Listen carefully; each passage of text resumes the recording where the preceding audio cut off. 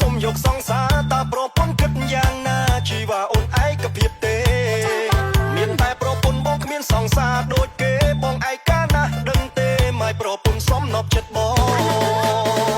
ផ្ដាស់ហ៊ានណាស់ប្រយ័ត្នសំដីក្នុងចិត្តគិតអីនងប្តីហ៊ានសុំយកសង្សារផងយកចោះអូនមិនថាអីទេណាបងអូននឹងបំពេញបំណងឲ្យតែបងលែងឯកា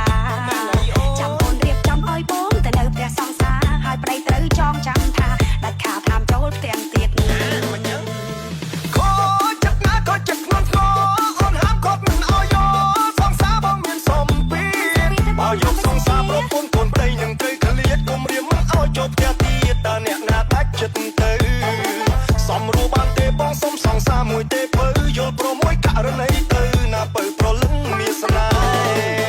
អូខេអូនយល់ស្របតាមក៏បានតែត្រូវតែមានលក្ខខណ្ឌអូនសុំយកសង្សារដែរធ្វើជឹងមិនសមអូនបងមិនព្រមទេមិនសមរឿងអីប្រពន្ធប្តីសិតស្មើគ្នាបងអូនលេងទេបងស្រឡាញ់តែអូនមួយបងអើយកុំព្រួយអូនក៏ស្រឡាញ់តែប្តី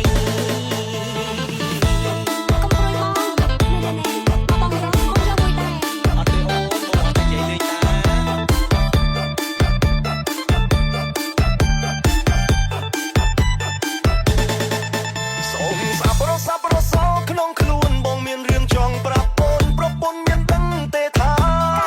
បងចង់សុំច្បាប់អនុញ្ញាតសុំយកសង្សារតាប្រពន្ធគិតយ៉ាងណាជីវ៉ាអូនឯកភាពទេមានតែប្រពន្ធបងគ្មានសង្សារដូចគេបងឯកាណាស់ដឹងទេម៉ែប្រពន្ធសំណប់ចិត្តបង